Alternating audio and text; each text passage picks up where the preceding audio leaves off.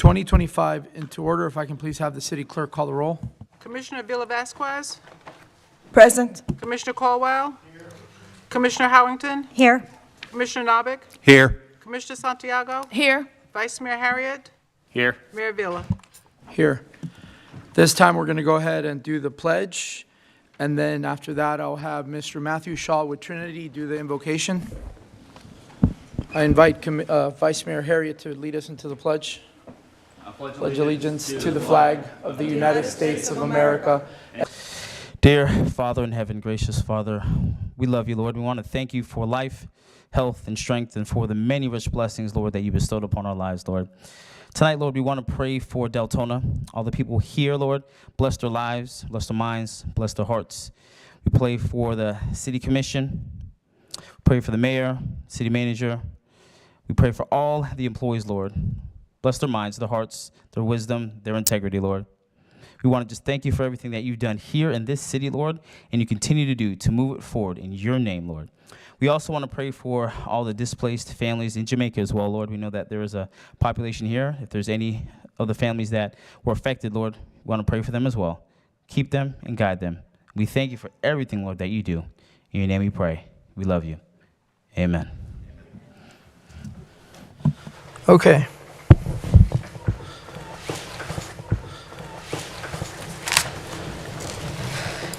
All right. We usually go next into the recognition of the veterans, but I was told that they should be here for the next commission meeting. Okay. Yes, we got a big event coming up this weekend, so they're tied up with that. But we'll make sure that they're recognized along with the other commission that's recognizing them next. This time we're going to go over to additions and deletions. Commissioner Novick. Thank you, Mayor. I'd like to add to the agenda for a discussion on the Christmas parade route. We can do this very simple majority, so all those in favor, just say aye. Aye. Aye. Those opposed? All right. We will add it to 9, D as in David. Mr. Mayor, if I may. Go ahead, Ms. We Presidio. would recommend, and I was talking to the city manager, we would recommend moving 9C, the selection of vice mayor, to next meeting, to the meeting in 2 weeks. The charter technically says that it should occur after, the first meeting after the general election, and the election is tomorrow. I understand we're 1 day early, but just in keeping with the letter of the charter, we would just recommend moving it. The item's already prepped, but that would be our recommendation. Okay. So you want it as a deletion to next commission meeting? Deferral, sure, a deletion, but deferral to the next meeting. Date certain, next meeting. All right. All those in favor? Aye. Go ahead. Thank you. Is it permissible to do the vote tonight with an effective date of tomorrow?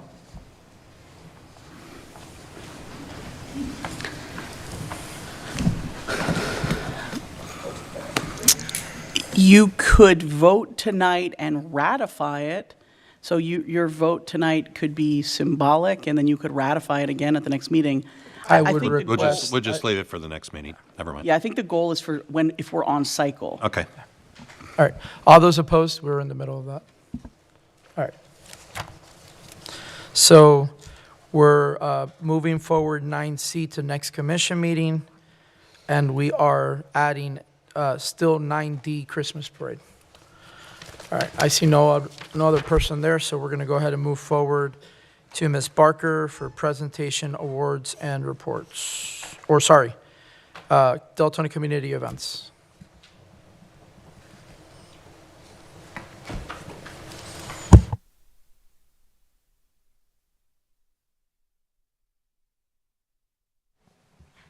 Okay, we have a lot going on this month.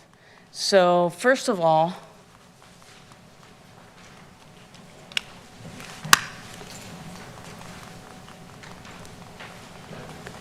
Stunner dancing, guys.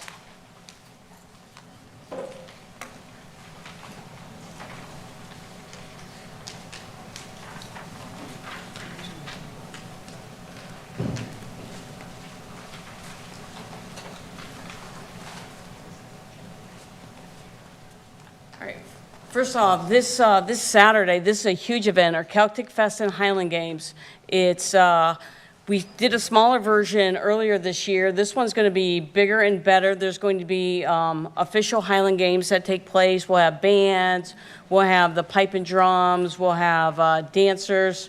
It's from 10 o'clock until 5 o'clock at Dewey. And there's actually going to be an athlete there that's trying to break a world record in one of the events. And then also on Saturday is our amphitheater concert series. And this one's a little bit different. There's going to be a car show before the concert. So there's a car show at 5 o'clock and the concert at 7. And that's going to be a Beatles tribute band. So you can go to the Celtic Fest and then head over to the amphitheater for the car show and the concert. And then on the 11th, Veterans Day, there's going to be a Veterans Day ceremony at Veterans Park. That's at 10 a.m. After the ceremony, there will be a community picnic. And then on the 15th, Saturday, is the second annual Gobble Gallop 5K. You can register now. The race starts at 8, and it starts at the center. And then I have a few community events. So there's a group that does tennis events at West Crowell Park. So they're doing a doubles and mixed doubles event this Friday night, 5:30 to 9 at West Crowell. So if you're interested in participating, you can look at the number on the screen and contact Evans to participate in that event. And then this next couple are for veterans. So it's not in Deltona, it's in Daytona at the Florida Department of Health, but there is a Veterans Job Fair, and there are tons of huge companies that are going to be at this event. So it's a good event for the veterans. And then the VFW in DeBerry is doing a craft fair and family fun day on the 15th. Again, that's in DeBerry. Doors open at 9:30 for that event. And then VEMA is doing a fishing tournament and cigar fest on the 15th as well. That's going to be in Daytona at the Halifax Harbor Marina. And the fishing starts at 6 a.m. Register ahead of time if you'd like to participate. They have huge jackpots, so there's like $1,000 jackpot. So contact them if you'd like to participate. And then the Deltona Pickleball Club is doing a pickleball tournament the weekend before Thanksgiving, the 22nd and the 23rd. So if you'd like to participate, you can sign up now to participate in that event. And that's what we have going on this month so far. Can I add something to that? Please, go ahead. Commissioner Avila Vasquez. Thank you, Mayor.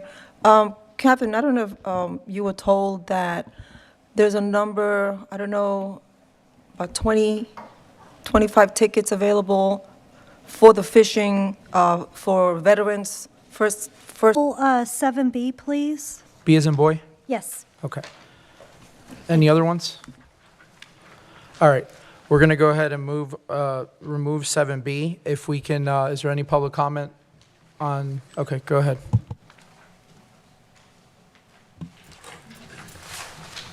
Tim Blodgett, please.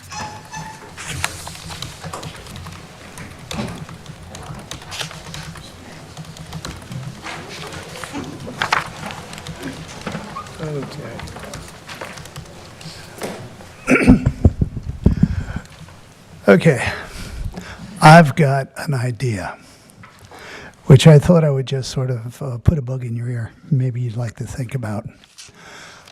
The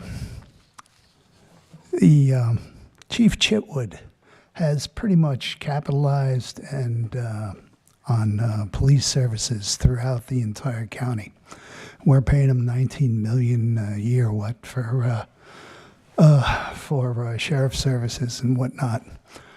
Doesn't leave a whole lot left for anybody else. But we have something very similar that I think we should capitalize on, and that is fire services.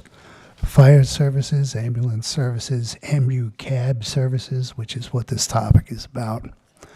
And I think we should embrace it instead of rolling our eyes and saying, oh God, we got to take care of this again. The surrounding cities appear to want us to provide those services that are financially difficult for them to manage. So if they want to pay for us to come and get their ambulances and such, why not? Me personally, I've had 2 friends die in this town because they were out in other towns providing services. And I kind of think that sucks, and their families think that sucks. So let's embrace it, and let's do it. And we get funding for it, federal funding, and we get, we can possibly get, what are those called? The free grants and such. Who knows? We could reach out and have them write for the grants and split the grant money with them. And we could build a much stronger city. And maybe we wouldn't have to be sending our resources out when we get needs from other cities imposed on us. And just think of what that'll do for things like kids. You want to be the one to say, oh, I'm sorry, I couldn't get your kid to the hospital because we didn't have an ambulance available. That would really suck. Anyway, Mayor, you look great.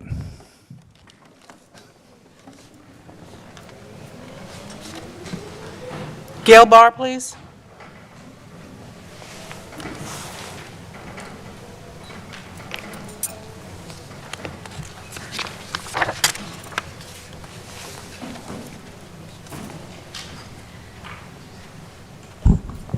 Gail Barr, Deltona. I'm just questioning on 7C on the calendar to be approved for next year. I noticed there's only 1 meeting listed for March. Is there a reason that we don't know about? I mean, I don't know about any reason that there is no meeting for the second one in the month. I know it's close to St. Patrick's Day. I know last year St. Patrick's Day meeting was canceled. I don't know if it has anything to do with that, but St. Patrick's Day is not a federal holiday. It is not a legal holiday. Governments are open, schools are open, businesses are open, and I was just wondering why, there's no mention on here why March 16th there is no meeting for that date. Thank you.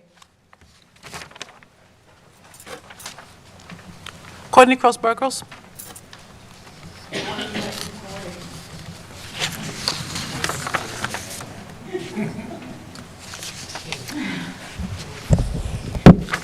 Short people. Courtney Cross-Burgos. I had a question about the Halifax agreement, but I don't really see anything on there. Could we not hear about it before it's voted on, and before in case we had questions? Is there going to be a presentation on it, or you're just going to vote it through? Thank you. May that ends public comments. All right, at this time, we'll entertain a motion for consent agenda items 7A through CE. Vice Mayor Harriet. I'd like to make a motion to approve consent agenda 7A through E minus C. B. B as in boy. Minus B. I didn't know B got pulled. Yeah, B is. Okay, minus, okay. Commissioner Nabik. Second. There's a motion by Vice Mayor Harriet, second by Commissioner Nabik. Okay, can we please vote? Oh, sorry, Commissioner Howington, I see that you're on the board as well. Oh, sorry. Okay. All right, can we vote?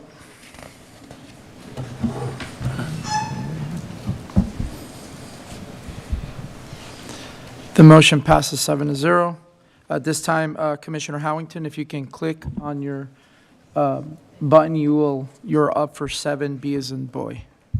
So I just had some questions based on the last meeting that we just finished. This is basically just picking up the approval for the previous transport that was approved.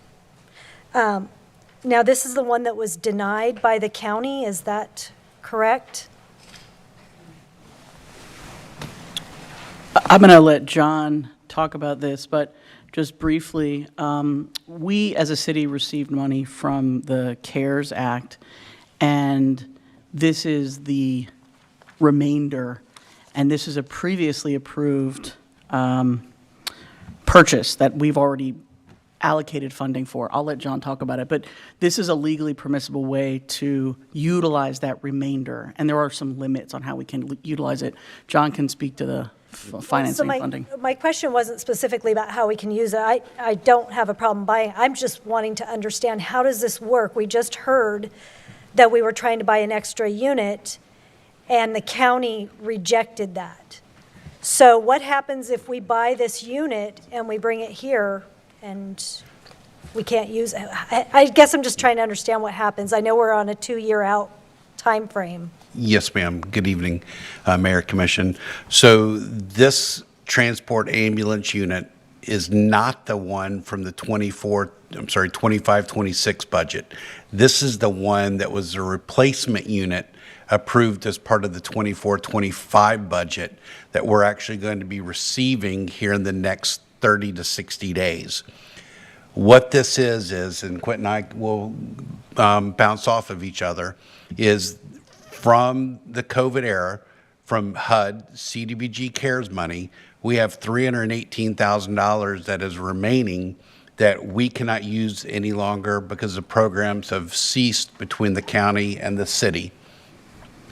So instead of sending that money back, which is sitting in our bank of $318,000 and change, it could be used for certain key items for protecting infectious diseases from spread. The type of ambulance units that we buy here in Deltona has a special cleaning part of the box, where the patient care is taken, that qualifies. It's been approved by our HUD field office that that unit qualifies. So instead of sending the money back to Washington, we're going to use it for money that we already spent from the general fund to pay for $318,000 of the $450-something thousand that the actual unit cost. So it is not the one that's on hold pending county approval for the 4th transport. This is one of the 3 units that we already have within the city. Okay, thank you. That helps. That kind of clarifies what was going on, because when I heard that, I was like, wait a second, how does this play together? So I understand. That was my question, and like I said, I didn't oppose it. I just kind of wanted to understand it better. So thank you. You're welcome, ma'am. Commissioner Caldwell, and then we have Commissioner Vasquez. So you guys can just hang out there for a little bit. Commissioner Caldwell, go My ahead. question's pretty much been answered. It's the same along the lines of hers. What happens to the money if we don't get approval for the other unit? But that's mute at this point because that's not for that unit, so. By December 1st, we'd be issuing a check back to HUD, or when they reopen. Thank you. Commissioner Avila Vasquez. Thank you, and maybe I misunderstood what you said, but you said we paid for the ambulance already in the 25-26 budget. We approved that, we paid it from the general funds. So now we put in this money to pay it again? We If it's haven't already paid paid, for where the, is this money going? we haven't paid for the unit. We're not paying for it until it's received. It was approved to be paid for 100% under general fund revenues. I can use the CDBG CARES money in place of paying for it with the general fund, 75% roughly of it. So the unit was $450,000. I'm going to pay $318,000 of it from CDBG CARES money. Is that the same unit that former chief ordered a year in advance to take advantage of the discount? It was authorized, no ma'am, it was authorized on October 21st of 2024, and we had not prepaid all of it, no ma'am. So that's a separate one? Separate one. So that's 2? Yes, ma'am. We just, we were going to prepay for 2 of them, and it was more advantageous for us to invest the money versus prepaying it. We had our financial advisor with Chandler confirm that. So instead of paying for that ambulance and the engine up front, we just invested the money. Okay, thank you. Thank you. Commissioner Nabik. Thank you, Mayor. The only thing that, with these ambulances is the county controls the COPCN, the Certificate of Public Necessity, that says we can transport people in. We can buy as many of those units, put them in service as rescues, which will respond to a medical emergency, just not transport the patient in that unit. So the only thing the county controls is whether we can transport in that unit or not transport in it.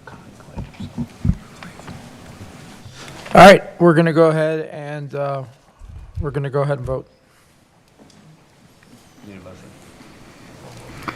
So is there a motion? Well, I give the opportunity to Commissioner Howington if you want to make the motion since you pulled it. Can you? Go ahead. I move to approve resolution number 2025-161, authorizing the reallocation of the remaining CDBG CARES funds towards the acquisition of a transport unit. Commissioner Novick? Second. There's a motion by Commissioner Howington, a second by Commissioner Novick. If we can, please vote.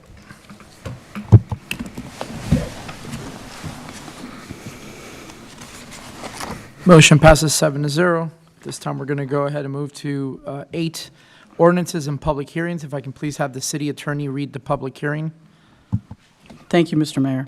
This is ordinance number 33-2025, an ordinance of the City of Deltona, Florida, amending Chapter 82, Communication Antennas. Oh, I'm on the wrong one.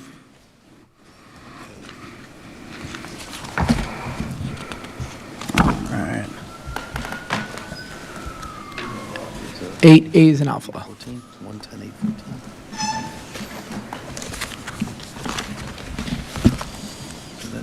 Oh, why do I have this one first? And also if Yeah.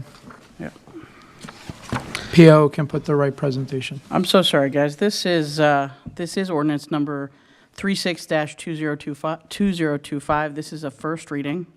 This is an ordinance of the City of Deltona, Florida, amending Section 110-814, additional regulations for certain permitted principal uses and structures of Chapter 110, zoning, and Chapter 74, administration, of the Land Development Code, updating procedures and regulations related to certified recovery residences in compliance with Florida statutes, providing for conflicts, codification, severability, and an effective date. Thank you. At this time, I'll entertain a motion before going to presentation and then public comment. Commissioner Novick? I make a motion that we table this item. This is an extremely complicated item, and I really believe that we should workshop this before we vote on it. There are staff training issues I'm concerned about. There are legal questions that have to do with House Bill 180, whether we could impose something such as a distance requirement for one of these substance abuse houses between the house and, say, a school. I'd like to see or discuss some kind of analysis on what property value, what effect it will have on property value. So I would make a motion that we table this item until such time as we can schedule a workshop to become better educated on it before we vote on it and implement it, so that when we do implement it, we implement it correctly. Can we get a time frame? That way staff knows how fast we need to get a workshop. 30 days. I'm requesting that we set it for a workshop. That'll be the manager. He'll have to pull that together and schedule it for a workshop. I did check with legal. We have a deadline in January for this, but they said that's not a critical stop. As long as we're moving forward, we would be okay with that. Okay. There's a motion right now on the floor. Is Commissioner Avila Vasquez? I want to second it, but I also want to make a comment. All right. There's a motion by Commissioner Novick, second by Commissioner Avila Vasquez. Go ahead. Thank you, Mayor. My comments were also going to be down the line as Commissioner Novick. You know, this type of businesses have been flying up at this dais so many times for so many years, and we have to consider where is it going to be done, where is it going to take place, and you know, it's just a lot to be to discuss. Because I was not a commissioner, but I was sitting over there when the project came to build Stuhl Marshman where the dog park is today. So we need to take that all into consideration. We had this whole neighborhood sitting in here. So let's, I'm glad that we're going to table it. All right, there's two other commissioners here. Would you guys be okay if we did the vote, or did you guys really need to? I was going to second. Okay, so let's go ahead. And this, Yes. okay. No. All right, let's go ahead and vote. So the motion to table passes 6-1. Mr. Mayor, obviously- we'll work with staff. We already talked a little bit about the timeline. The statute requires that the ordinance is placed by January 1st, 2026, but we still have 2 months and some meetings before then, so we can certainly get a workshop on the books. Perfect. And get a first reading. All right.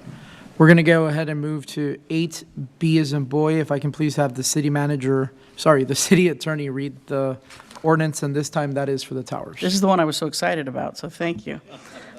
This is first reading of ordinance number 2025. This is an ordinance of the City of Deltona, Florida, amending Chapter 82, Communication Antennas and Towers of the Land Development Code to align with previously approved updates to regulations contained within Chapter 110 zoning, providing for conflicts, codification, severability, and an effective date. Second reading is scheduled for our next meeting in November on the 17th. All right, this time I'll entertain a motion in a second to move forward for presentation and then public comment.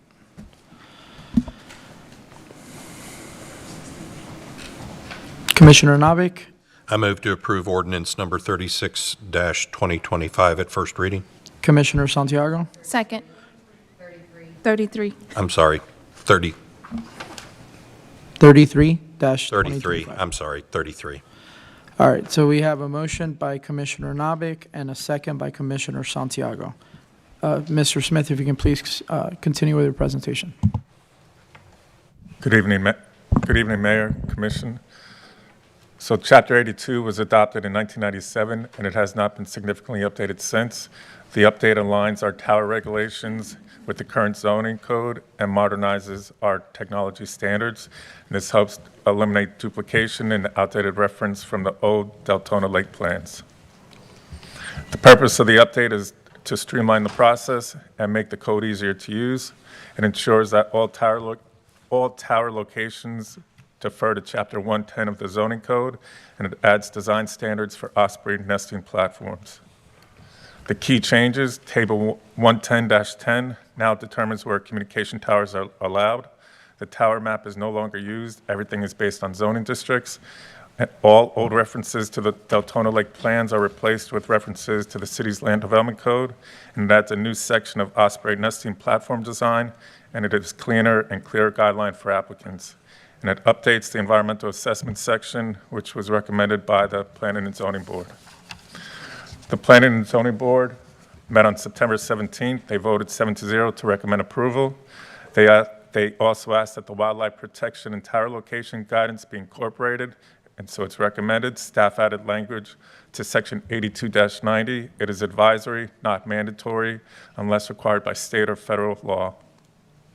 The ordinance is consistent with the future land use element. It improves internal consistency and removes conflict with the zoning code, and it supports the city's environmental and community character goals. Staff recommends approval at first reading. This is primarily cleanup, and the update provides better clarity for staff, applicants, and residents. First reading is tonight. Second reading is November 17th. I'm available for any questions. Is there any public comment?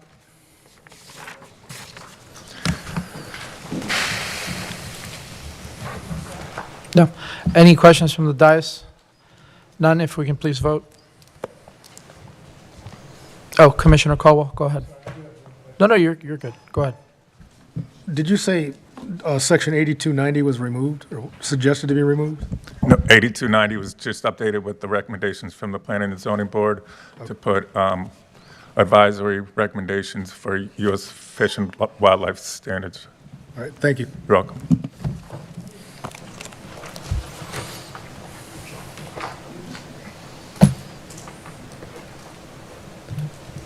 All right, if we can.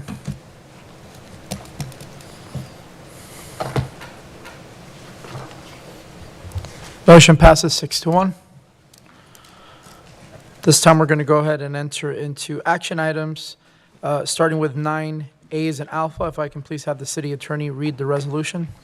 Thank you, Mr. Mayor. This is resolution number 2025-157, a resolution of the City of Deltona, Florida, authorizing the city manager or designee to award multiple purchase orders for the City Hall renovation project for enhancement of customer service, providing for implementation and an effective date. All right, this time I'll entertain a motion before presentation and public comment. Vice Mayor Harriet. Thank you, Mayor. I'd like to make a motion to approve resolution number 2025-157, approving the customer service remodel at City Hall. Commissioner Santiago. Second. There's a motion by Vice Mayor Harriet, second by Commissioner Santiago. Please, is there any presentations? Mr. McKinney.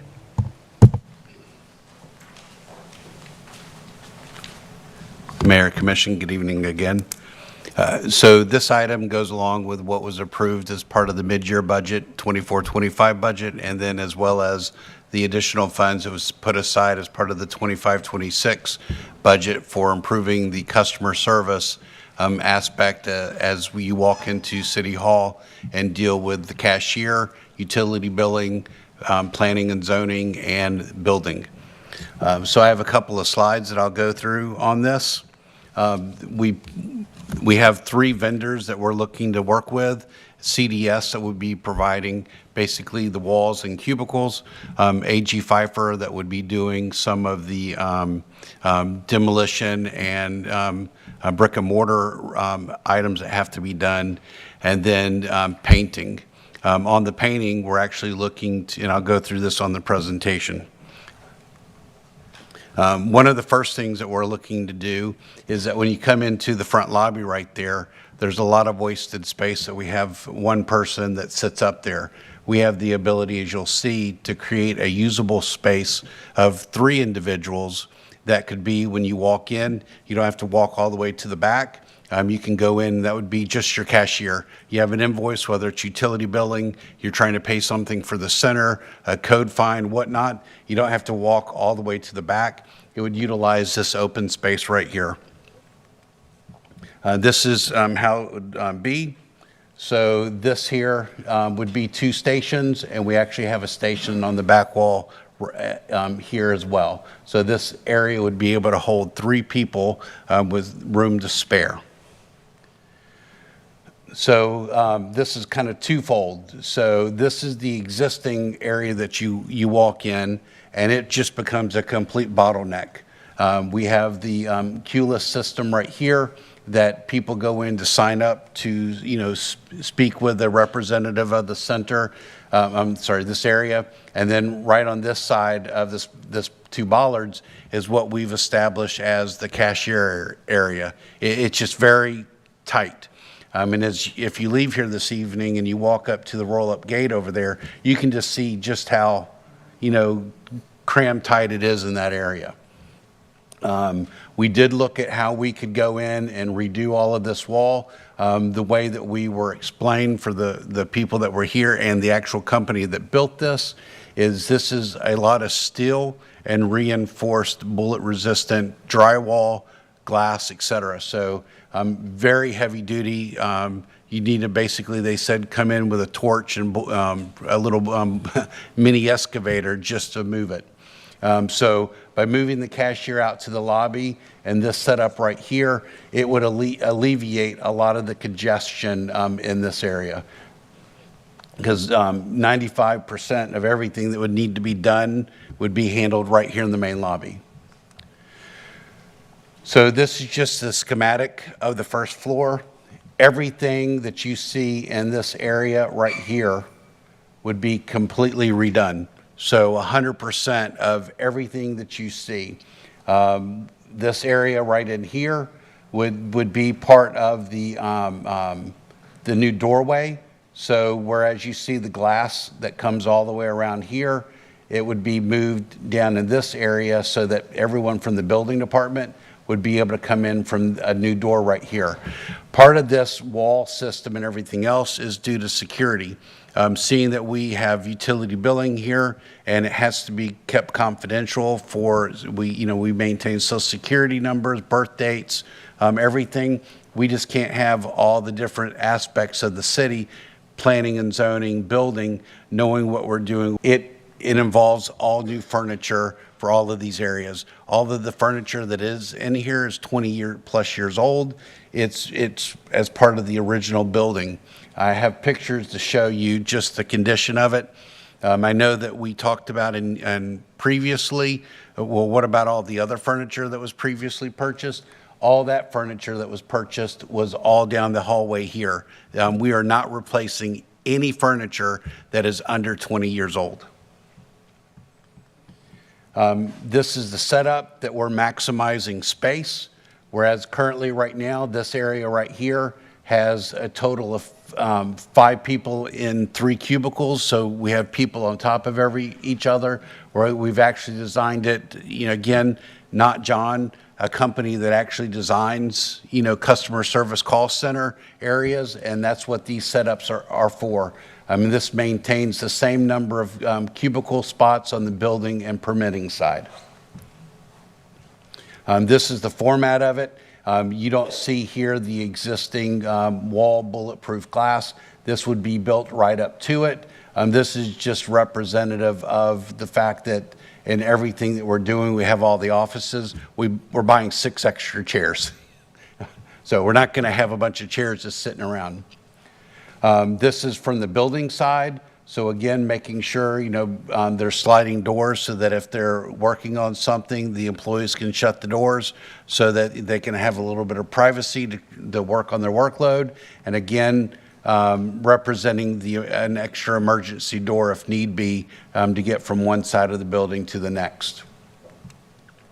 The other thing this is doing is we have utilized file cabinets to build walls. Part of this kind of goes along to show you that we have no privacy between the utility billing, planning and zoning, and building side. That wall would come right off of this wall that you see right here. So that wall that juts out is connecting to that. The other thing that we're doing is the fact that this is part of the brick and mortar for A.G. Pfeiffer. The wall would be built right here so that if you're on the planning side, then the planning people cannot walk into the utility billing side because, again, this is where a lot of the confidential information is stored for long term.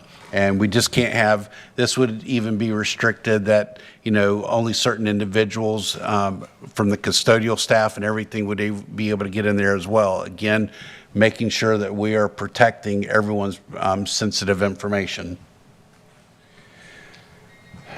Everything's disjointed. We have built on top of, so you can see this is from the planning side, this is from the utility billing side, that this right here is that. So when they needed to expand room, they just disconnected it and moved it off. What you don't see behind the boxes are all the power lines and everything else that are running right along that back wall. So it is from a fire and life safety issue as well, getting this cleaned up. We have people working on folding tables. So we needed an extra space, so we found an old spare table and put it in there. And again, that's just, that wall doesn't connect to that wall, so it's just, again, it's, if you walk up and touch it, it just moves. So it's just been moved over the years. So again, with this, I did make sure that for all the way it was laid out, it was done in coordination with the utility billing staff, 100% of utility billing staff, all of the building staff, and all of the planning staff to make sure that we are incorporating not just today's anticipated needs, but tomorrow's. And then if you walk around the building throughout the first floor, from right outside this door here to the lobby, to the rear entryway, there's holes, we've literally put employee, information panels and attached it in places that there's big holes in the wall, just, because it's just, there's not been any upkeep within here as things come down. The same with here. It's just, if you look clearly in all the walls, there's just holes everywhere where things have been put over the years, and then tape that's been put on the walls. We put out messages to our employees, don't put tape on the wall, because if it sits there and you take it off, it just rips the paint right off the wall. And this here is throughout everywhere. So we know that, with the money that's set aside, we're going to paint it and fix the walls and paint as much as we can from outside this door all the way to the extreme back of the building. And again, it's throughout. And then to answer the question, a very good question that came up regarding the schedule, the reason for the second meeting in March being, suspended is the fact that from the day we get approval for this, assuming a big assumption that we get approval for this, it takes 12 weeks from the time that we issue the purchase order for the materials to be delivered, because it has to be built. So this is just giving that little extra room that after the first meeting of March, we would then come into this room right here, and everyone that is working in those areas over there would be put in here in temporary workspace to assist the our citizens and our customers for that time period, so that the contractor can do the rip out over there of the old furniture, build the new walls, move the doors, everything that's required. We anticipate it's going to take us 4 weeks. So we put together a calendar of events for what everyone has to do. I can tell you it's nothing new. I've been a part of a remodel of a commission meeting, and I know what it takes to get everything done in a time frame between one meeting to the next. So that's why the second meeting in March was not on your calendar, is anticipating this work. That's all I have, Mayor. Thank you. Is there any public comment?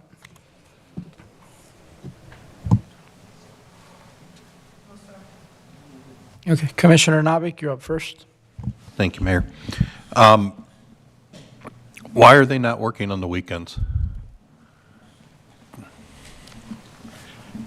Commissioner, we wind up paying a nice premium to have the trades work on the weekends.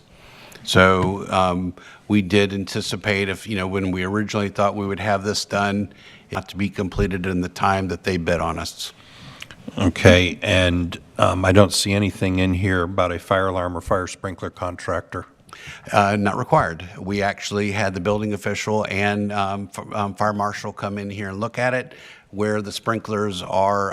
So it's designed around the system that's existing. We have to add one of the emergency detectors. That's all we have to add in the entire project. Okay. And last question is there a performance bond on this? Not required, because it's under the threshold for the single, because we're using 3 contractors. It doesn't meet that threshold. And we don't think that would be prudent to require that anyway? I mean, these are pretty low amounts, so typically for amounts this low, it's not been our past practice. That's not to say we couldn't do it. It would change the cost likely. Yeah. So the only reason I bring that up is when we built Station 65, which I realized was a large multi-million-dollar project, we ran into a problem because of Chinese drywall, which caused that contractor to bail on us, and we had to start the process halfway through all over again. For CDS, sir, I wouldn't be required to pay 1 penny until after the work's completed, so there's no prepayment on any of that. And for AG Pfeiffer, it's their quote is under $100,000. So for me, just based on prior experience, you're looking at an additional $5,000 to $6,000. Because it's 3 separate contracts. Yes, sir. And we could probably even ask them for a letter of credit from the bank. It's small enough, and then that wouldn't require. I would have to go back to them first off, but for a letter of credit for AG Pfeiffer, I don't think would be an issue. Okay. They do still have to meet our insurance requirements as a vendor. Okay. I just wanted that clarified. Thank you. Yes, sir. Anybody else on the commission? All right, can we please vote? Excuse me, Mayor. I apologize. I do have a Matthew Borgens. I misunderstood his request. He would like to speak on this subject. Go ahead. Matthew Borgens, please.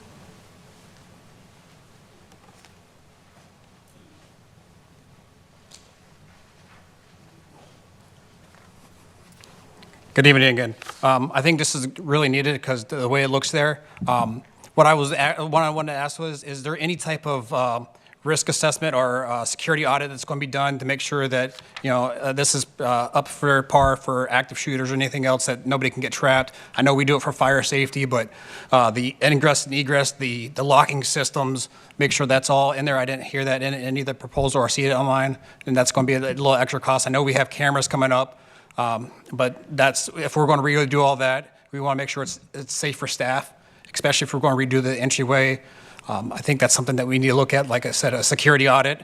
And then if we're doing data, the data center stuff, look at that for the IT stuff, the IT audit. That's all I have, but thanks. Thank you. Can we please go ahead and vote?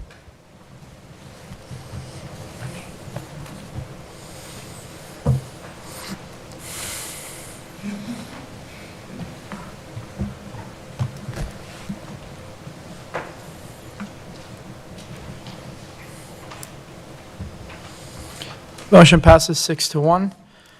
This time we're going to go into 9B as in boy. If I can please have the city attorney.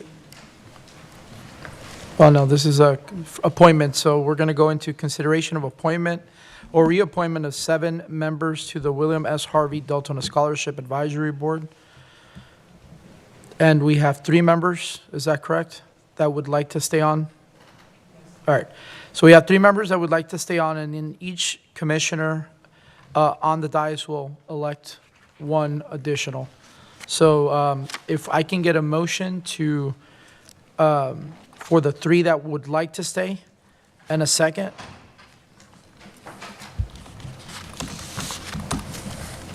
Vice Mayor Harriet? I'll make a motion to approve the 3 members, to reappoint the 3 members that would like to stay on the committee. There's a motion by Vice Mayor Harriet. Is there a second? Commissioner Nabik? Which 3? It is Walter Dawson, Ruben Medina, and Harry Meeks are the 3 that would like to stay. So they're the first 3 in this Correct. list? Okay, second. All right, there's a motion by Vice Mayor Harriet, second by Commissioner Nabik. Is there any public comment on this? Yes. Because I don't think, is there a presentation? There's no presentation. No presentation. I just wanted to make sure. Okay. Tim Blodgett.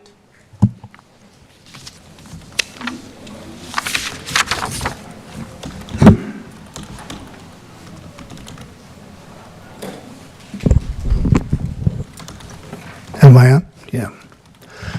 I'm going to ask that this committee be sunsetted.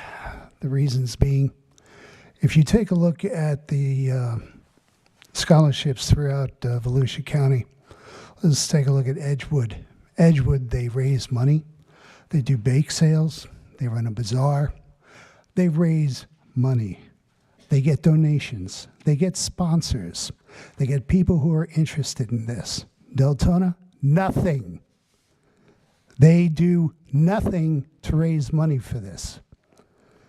It used to be financed by our recycling program. We found out that over 90% of our recycling was thrown in the trash, and they stopped the recycling program. This program should have been sunsetted after that, but nobody had the guts to say no. What else do we have in Volusia County? We've got the Rotary Club. They also do the same things that Edgewood does, the same nothing that Deltona does. And what do they get out of it? Well, everybody's been very happy with the Rotary Club. They give a scholarship to every high school. How many scholarships are we giving out? I've heard numbers of between 25 and 33. $3,000 scholarships. For what? Party times or a car? Take your choice. This scholarship has no transparency. Last year, at least, they gave the ratings of the people who received the money. This year, all I heard from this council here was that it was based on financial need. So what is it, a charity, a scholarship, or a grant? Take your choice. Sunset it. Get rid of it. It's a boondoggle. And you ought to rename it to the Friends and Family Scholarship.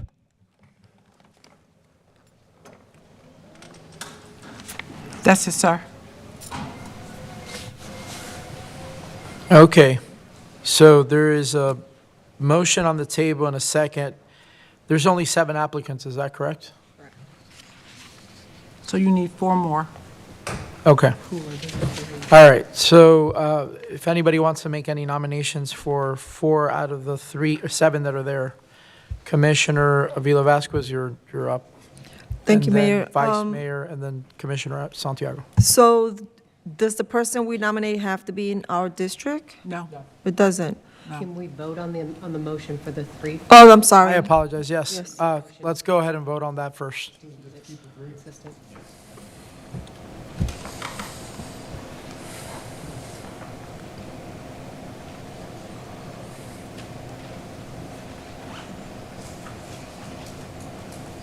Vice Mayor. Oh.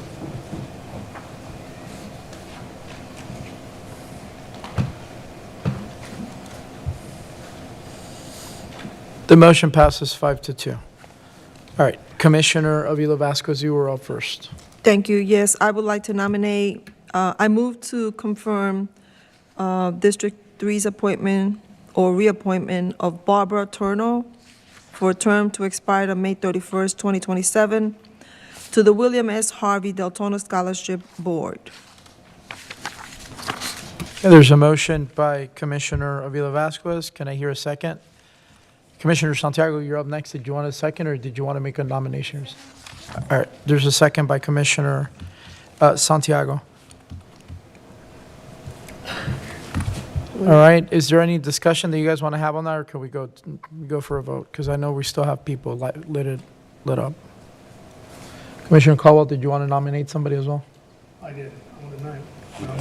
Are we going to do all the nominations? We're going to do them separate. Each one we have to do separate, yeah. So we need to vote on that one. Yes, we're going to vote on that one. Yeah. Yes. We're going to vote on this one first, on Barbara Turno.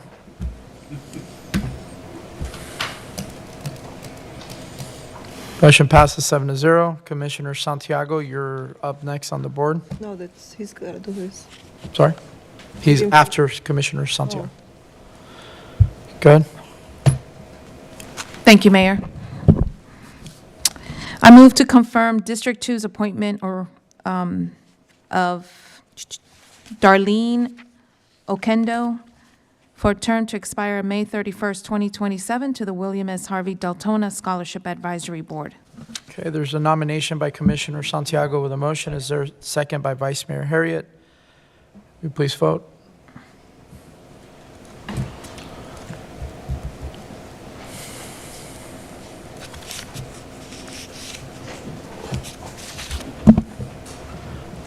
All right, motion passed 7-0. Commissioner Caldwell, you're up next, and then we have one more spot after that. I move to confirm District 5 appointment or reappointment of Kimberly Edens for a term to expire May 31st, 2027, to the William S. Harvey Deltona Scholarship Advisory Board. Okay, there's a motion by Commissioner Caldwell to appoint Kimberly Edens. Is there a second? Second. Second by Commissioner Avila Vasquez. Can we please vote?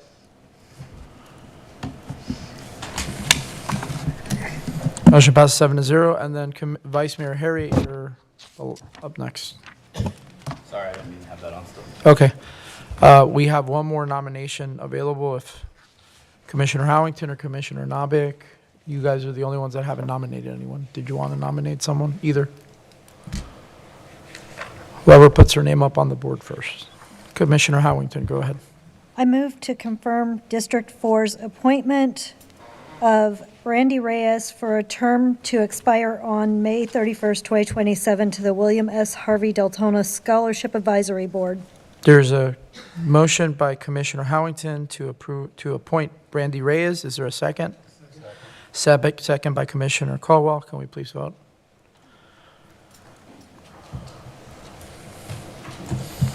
Motion passes 7-0. And at this time, we're going to go ahead. Commissioner Navik, did you have anything else to say? Because I saw your name came up after. Okay. So we're going to go and move forward with 9 Diaz and David, which is the add-on for the Christmas parade. Commissioner Navik, you have the floor. Thank you, Mayor. I received several calls and saw quite a bit of comment on social media about moving the parade route to Providence Boulevard. It has been held on Providence Boulevard on a couple of occasions. Predominantly, parades in the city, historically, back from the Mackle days, have been on Deltona Boulevard.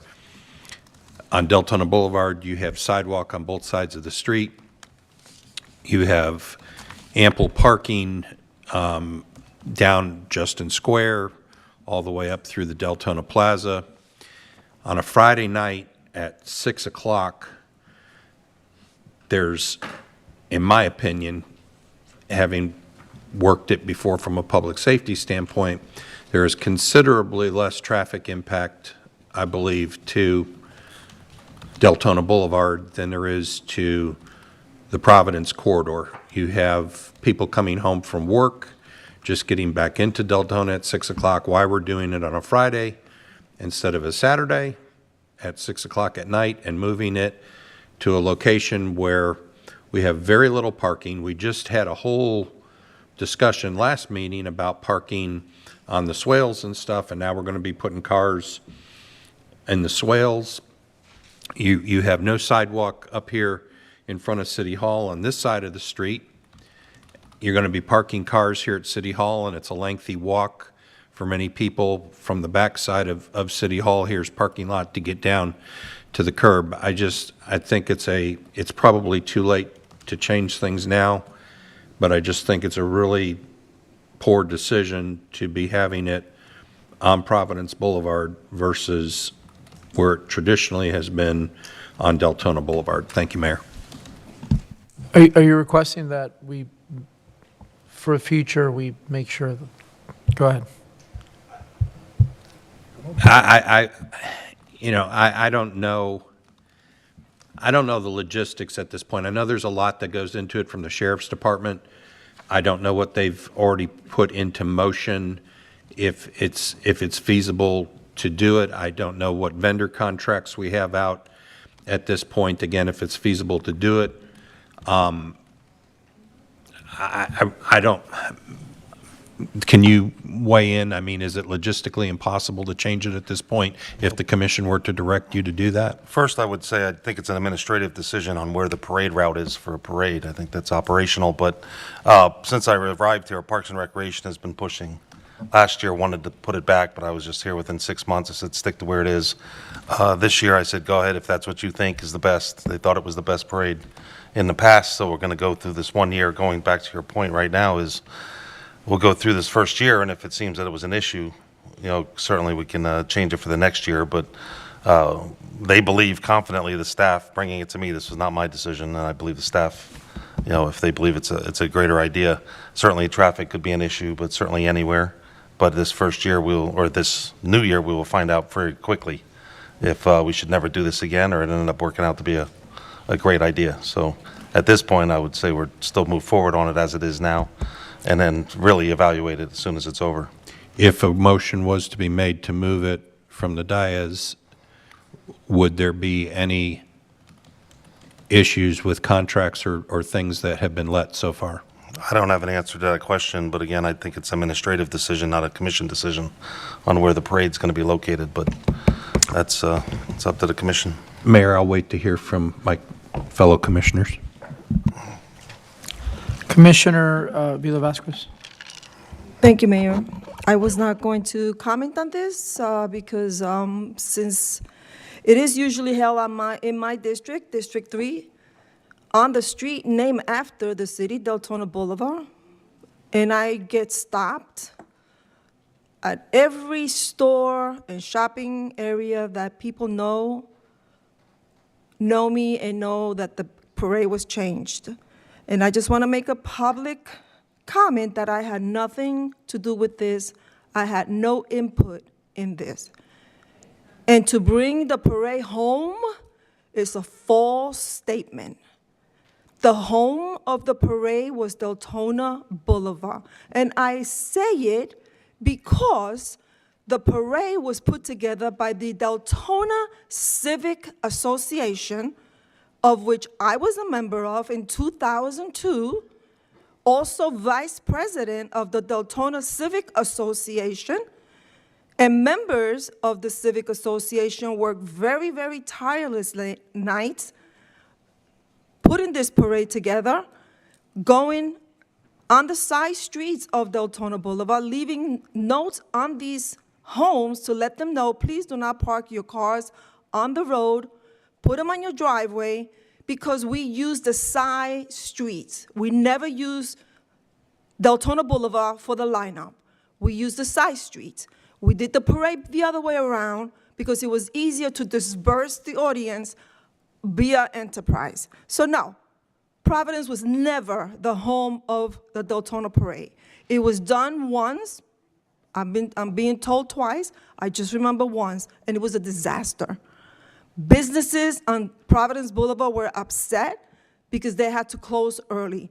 And the businesses on Providence Boulevard, there's more businesses on Deltona Boulevard than the part that we use on Providence Boulevard, than the part that we use on Deltona Boulevard. The only businesses that close are the businesses inside the plaza. Other than that, there is no other business being affected by the parade. And I don't know what you heard from VSO, but I could tell you the VSO was not happy with the parade when it was done on Providence Boulevard. There is no control. There is no control. You're closing Tivoli, you're closing Fort Smith, you're closing Elkham, and you're closing Howland, because all these streets are going to turn into Providence. I have no idea what routes are being assigned as detour, but I can tell you whatever detours you make is going to take whoever is coming this way a long, long distance. So I just wanted to clarify that, because when people stop me, they're not being nice when they're asking me this. They're thinking that I had something to do with it. I had nothing to do with this change. I wasn't even asked. So yes, this parade was done by the Deltona Civic Association.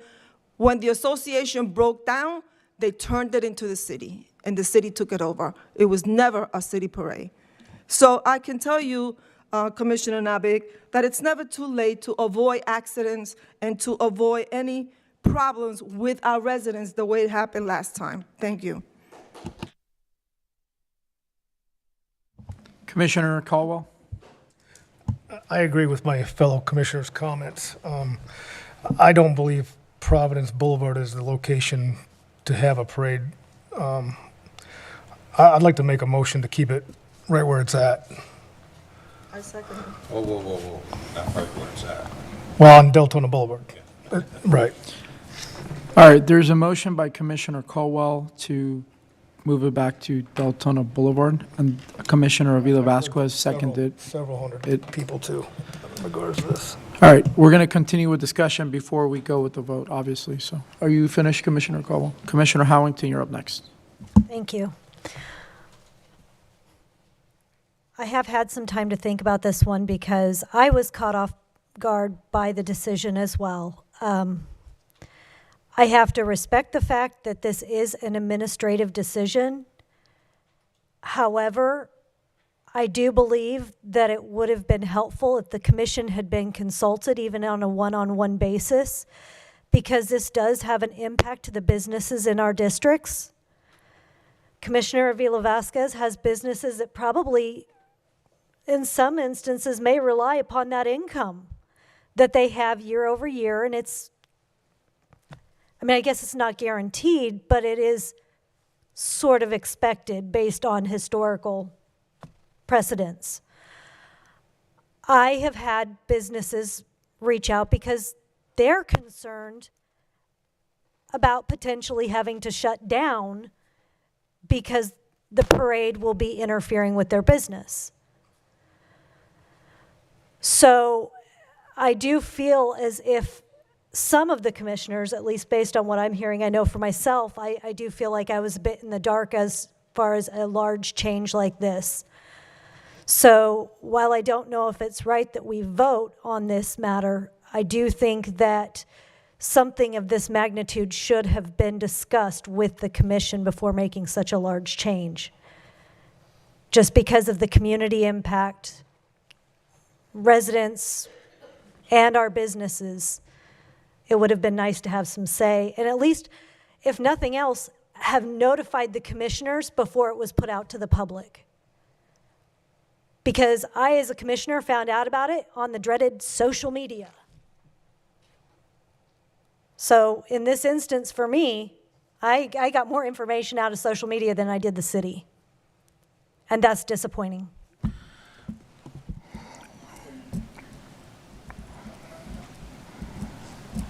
Commissioner Santiago? Thank you, Mayor. Commissioner, I'll solve the problem here. Mark is texting me right now. He is saying that it's Saturday 13th. He disagrees with some statements that were made, that thinks it was factually incorrect, but he will move it back. If the commission really wants to move it back, they'll move it back to Deltona Boulevard at this point.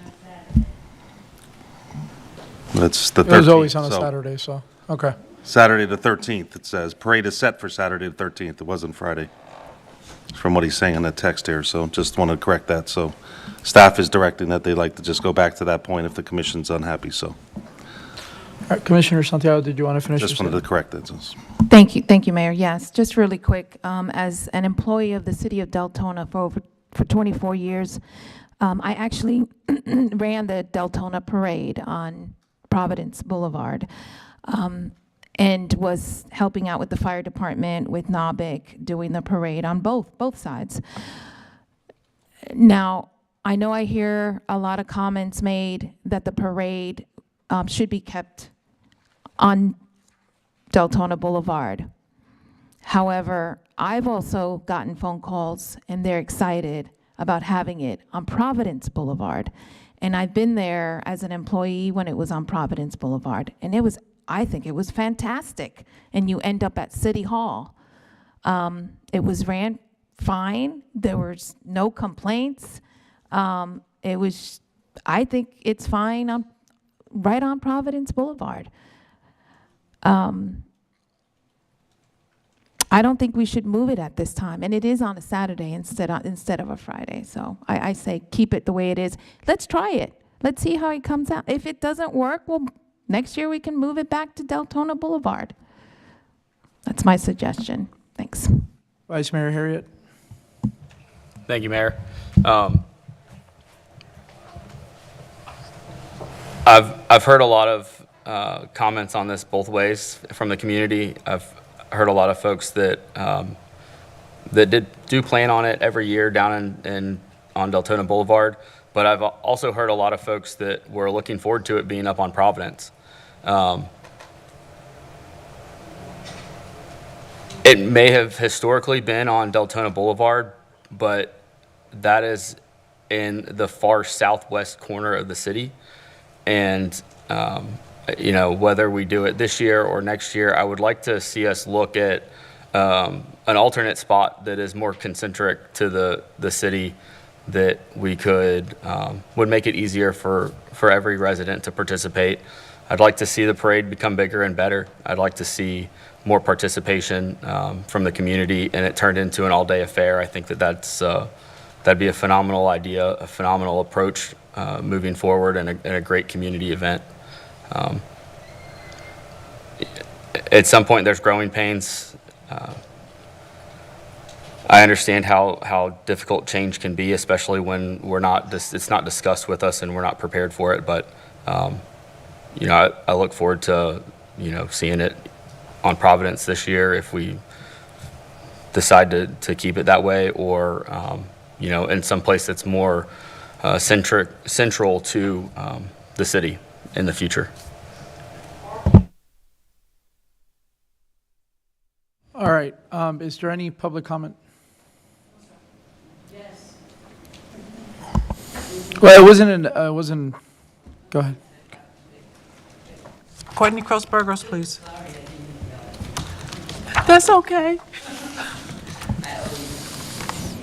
Ms. Burgos, if you can just click on and I'll turn on the mic.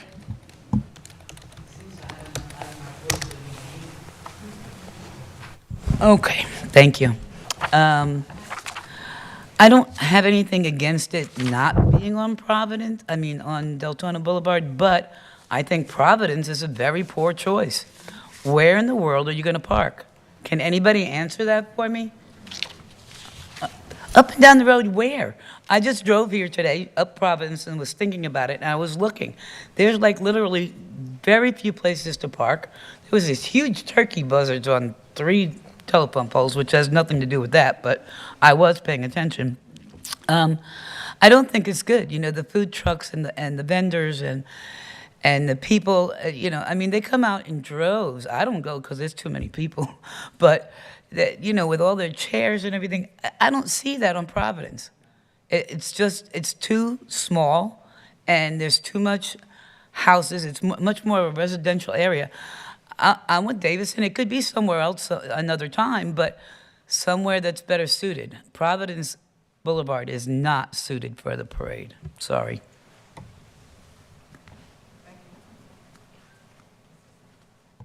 All right, so we have currently we have a motion on the table and a second. We're going to go ahead and vote.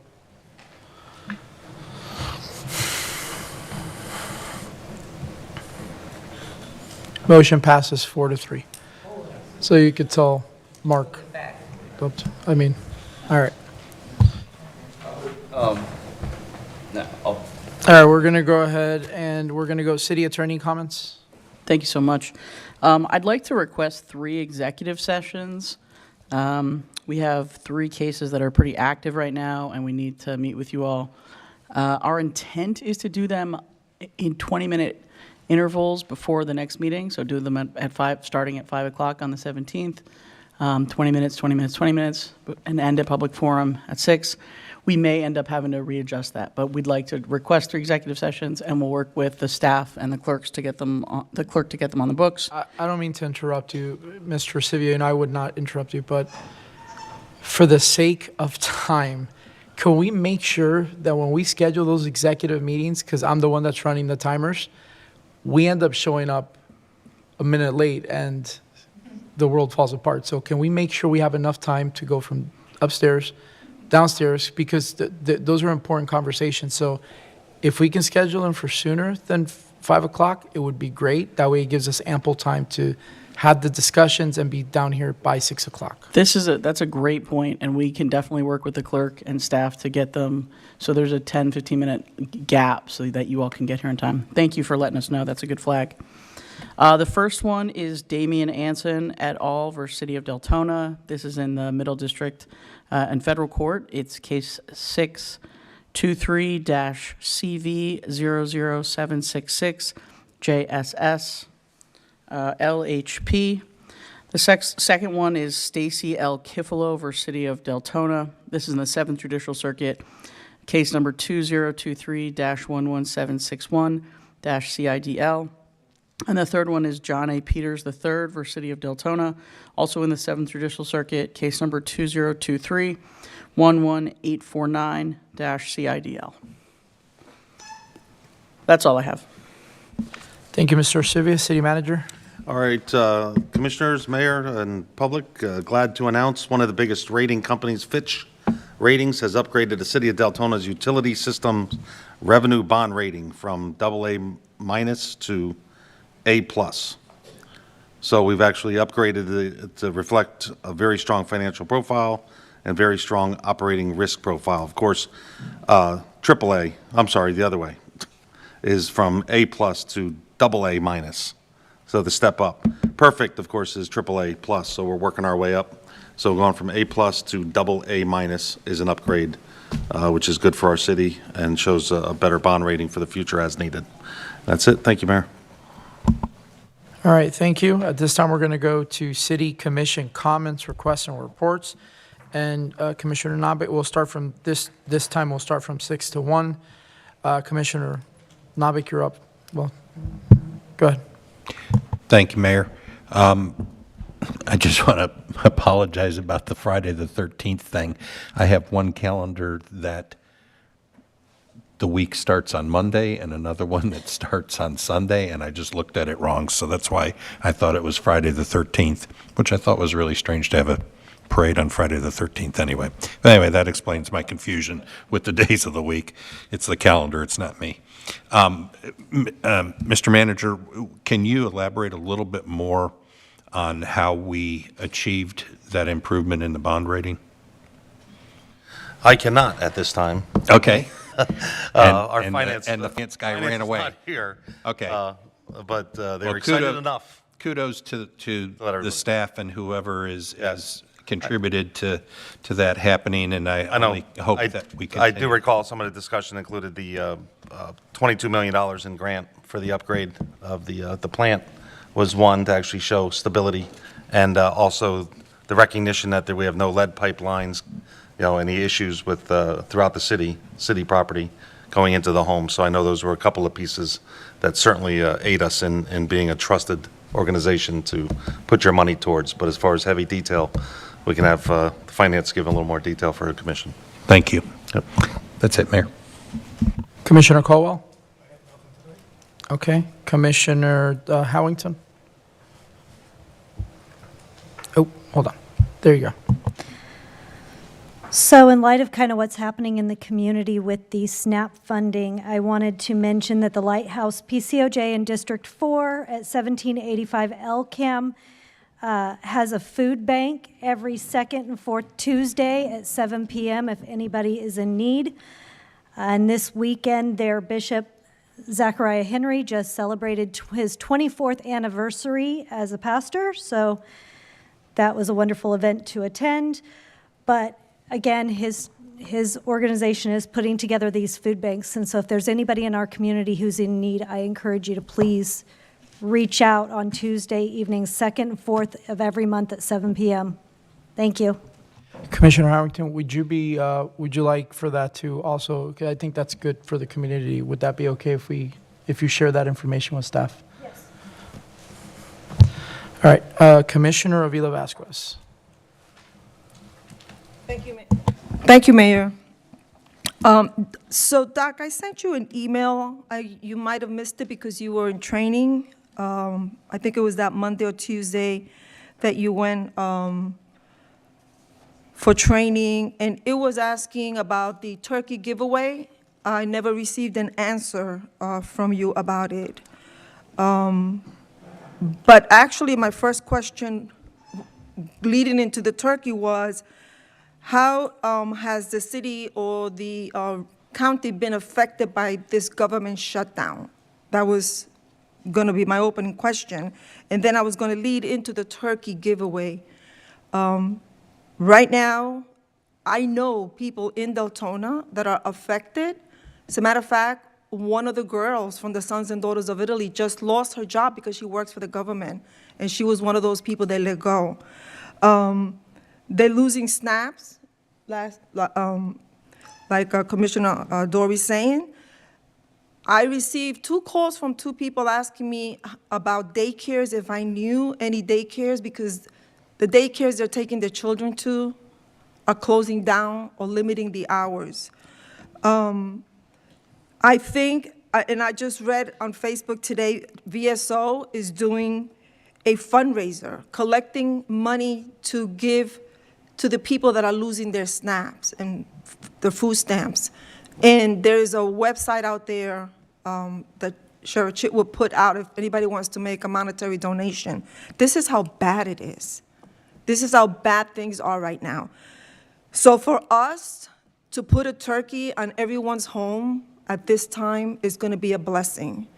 So I'm hoping, and I don't know, I mean, it's the beginning of November, but I'm hoping that somehow we can keep this tradition going of putting a turkey on the name of the city of Deltona staff on their table, especially this year, this time right now, when a lot of our residents are probably losing their jobs. Yes, Commissioner, I'm sorry, I thought Parks and Recreation Director had spoken with you about this. No, I was- He's in the process of trying to see what we can get between 8 and 10 pound birds, 10 and 12 pound birds. The cost is pretty significant amount, but we're looking to try to do what we can do to get it done this year for sure. And that would be very appreciated by our Yes. residents. Thank you so much. I Absolutely. appreciate that. Other than that, I just want to send prayers to the families in Jamaica and the other neighboring Caribbean islands that were affected by this terrible, terrible hurricane. And I just want to thank everyone for being here today and get home safe. Thank you. Commissioner Santiago. Thank you, Mayor. Just a few things. I have to mention the Deltona Wolves 14U Division won the championship, the 2025 Northeast Conference Championship. And they're now on the regionals game. So if they win this Saturday, they're going to go to nationals, which I believe it's in North Carolina. So these are Deltona kids. I'm very proud of them. I want to just do a shout out and congratulations to the Deltona Wolves 14U Division. Undefeated and #1 seed, by the way. Very proud of them. Rotary is also taking donations for the basket brigade. If you go online and put Volusia County Basket Brigade, you can sign up if you know of someone that needs it, or if you just put their address and their information so they can at least get a box for Thanksgiving. And I think that is all I have. Oh, update on the site, on the crosswalk on Howland Boulevard and Wolfpack Run. Now the construction is done as far as putting the sidewalks across. The next thing is to stripe them, and they're going to actually stripe. I know there was a few months ago someone had asked that when you're making on Wolfpack and making a left at the light onto Howland, that line is you can't see it. So when you have two vehicles making a left, it's like they just kind of hit each other. So that's going to be fixed, and that's coming very soon. So we're almost finished with that. So that's it. Thank you. Vice Mayor Harriet. Thank you, Mayor. I've got a couple things on the list for this evening. First off, I want to thank staff for the Halloween events. The Halloween event on Saturday was phenomenal. My wife and I were there for a few hours. We did the trail, and it was very well received. Every resident that we had talked to loved it. And we talked to a few of the vendors that were excited for all events. They were excited for the Halloween event that we were at, but they were also all looking forward to the Celtic Fest this coming weekend. Celtic, it's the Highland Fest. And the second thing is wreaths across America. Miss King had asked if I would mention that again, so absolutely want to bring that up. I have already made my contribution of $250 and would like to challenge any of my fellow commissioners to also make a similar or greater contribution if they will. It benefits, it's the American Legion Post 255 doing it. The wreaths will be placed on the gravestones and the Deltona Memorial Gardens on December 13th. And you can sponsor wreaths for $17 each. You can, put in a total dollar amount that you want to contribute either way. And there's a link and a QR code on the flyer on the city website for more details. And then I would like to discuss and find out if we can get consensus to pause the enforcement of the commercial vehicle regulations, chapters 66-18. It's the same chapter that we paused enforcement on with the right-of-way parking until we can get a traffic engineer to really help us go through it and assess that. I received a ton of calls from residents in District 1 that will absolutely or are being negatively impacted by that restriction. A lot of our residents that don't fall into that emergency employee or emergency work category, they're not law enforcement, fire, or such, but they work for our utility companies, some of our heavy equipment operating companies, mechanics and whatnot. And then, reading back through that paragraph and being, in the middle of looking for a truck myself, we limit it to 12 or 10,000 GVWR, and most F-150s are rated for 12,000 pounds. So even just a regular F-150 would then be non-compliant with the policy. So I'd like to get consensus to, if we could, to suspend enforcement of that chapter in that section specifically, and bring that back when we bring back the updates to the right-of-way parking chapter. Before we get consensus, did we not suspend all enforcement, period? Or Just just for a the portion? right-of-way. I just want to make sure. No, we did not. We only suspended Okay. a select So- portion. So this would be another portion that you are able to suspend. Okay. So we can do a simple majority. So all those in favor, just say aye. Aye. Aye. All those opposed? Okay, so we have one opposition and you have consensus. Thank you, Mayor. And then the rest, there was an accident in another district, and I won't go into specifics on that. I'll let that district commissioner do it if he will, but I would like to ask that we look at the thresholds when we do traffic safety studies. This has been a past issue in District 1 a couple times, but when we do traffic safety studies, what those thresholds for action are, I would like to understand what those thresholds are, and then possibly bring those back for us to assess whether it's lowering the threshold or saying that they are actually good. But I've heard from a lot of residents that live on dead-end roads and roads that aren't your arterial or minor collector roads, that are purely residential roads, that the 30-mile-an-hour speed limit is just not conducive to having our kids playing outside, especially when we don't have sidewalks. We don't have, those large front yards and whatnot to give them ample space to play. So I'd like to ask staff if we could take a look at that. And then the last item on my list is the future parade routes. I'd like us to see or to evaluate other potential options for the parade route. I understand the historical significance to Deltona Boulevard, but from my house in the southernmost portion of District 1, it still takes me almost 20 minutes to get down there. And then the majority of District 1 on the north side of LCAM, you're talking about, greater than 20 minutes to get down to the parade. And just fighting with all that traffic and whatnot to get out of there and get back. I'd like to find a location that's a little more central in the city if we can. Understanding that it needs to take into account emergency response, closure of roads and parking and all those important things that will lead to a successful event in the future. So, thank you, Mayor. Thank you, Vice Mayor. I only got 4 things to ask, and they're not. Can I get a date for the implementation of the Ordinance Review Committee, please?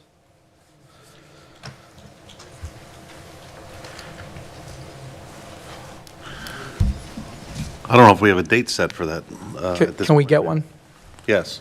Just because, this was my request, and to some of the residents' points, let's just, because it's set to sunset anyways, and they're not going to really have a full year. So can we just get the date as soon as possible? We'll figure a date in the morning with staff meeting. Awesome. Thank you so much. The second question is somewhat of a difficult one to tackle, but I think we owe it to all of our residents, and I don't think anybody on this dais is against our kids, but we really need to have a conversation about the scholarship.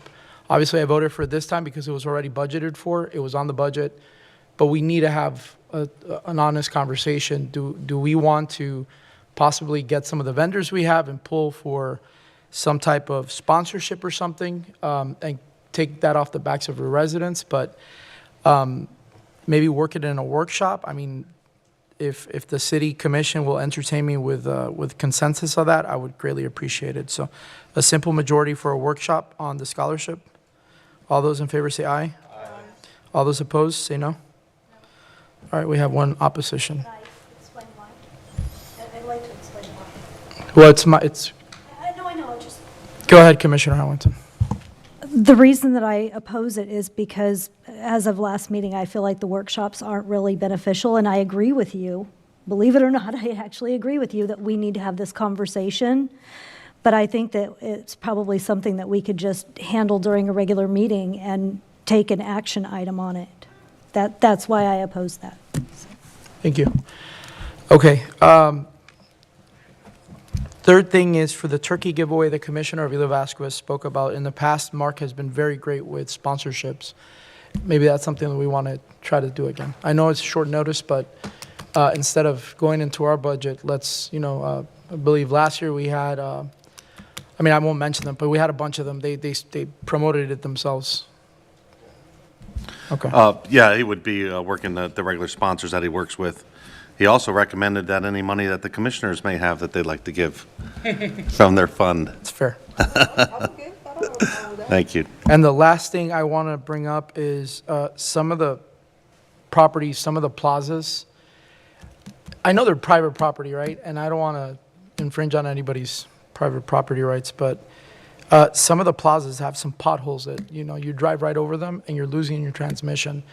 It goes with beautifying the city. If we're holding our residents to a higher standard, can we make sure, obviously I can't direct staff, but city manager, can we talk to our, not only our plaza owners, but making sure that when code enforcement goes out there, we have some teeth to our bite, because I'm not going to mention which plaza. We've spoken to them multiple times. There's electrical wiring that's been hanging down.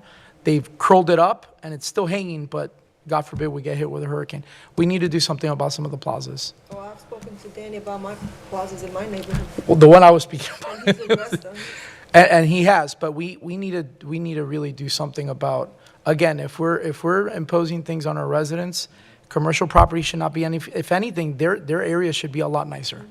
So, especially in the CRA. So if, and there's great opportunity in the CRA.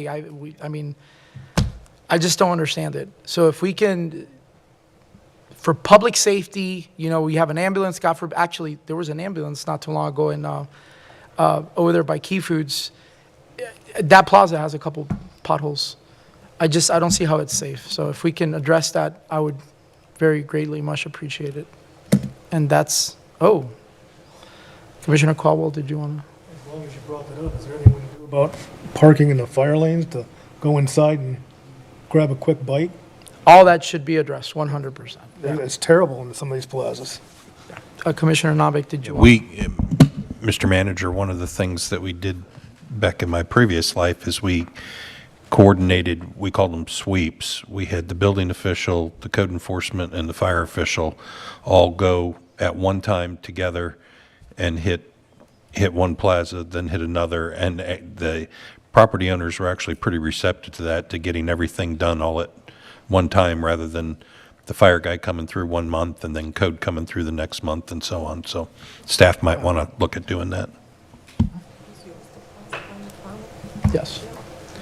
And to finish off, the great example was there was one of our fire trucks was trying to get through on the Publix that's on Cortland and Fort Smith, and there was a car parked waiting for pizza on the fire lane, and they literally honked, which is a long, very loud honk, and they still stood there.